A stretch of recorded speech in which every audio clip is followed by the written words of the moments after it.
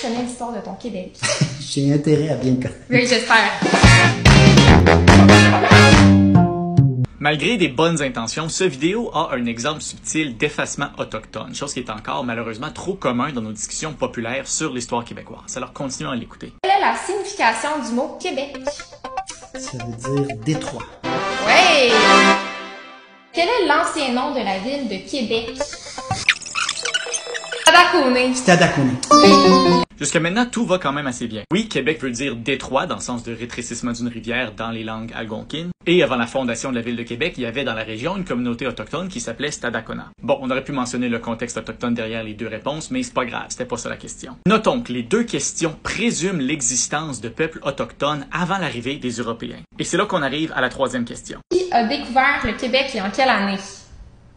Jacques Cartier, 1534. Oui.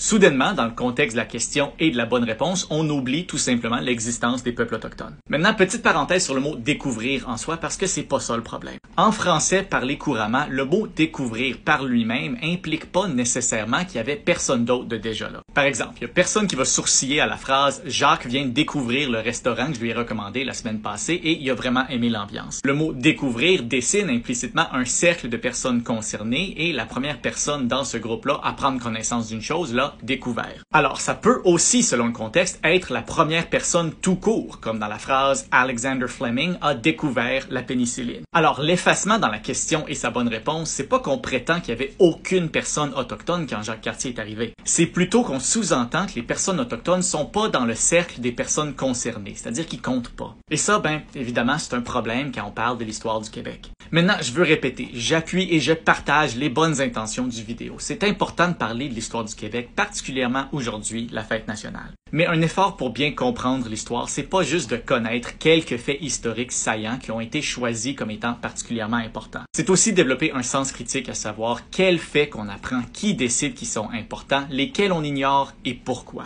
Et surtout, oublions pas, aujourd'hui comme en tout temps, qu'un regard critique envers son histoire, c'est un geste d'amour envers sa nation. Bonne fête nationale tout le monde.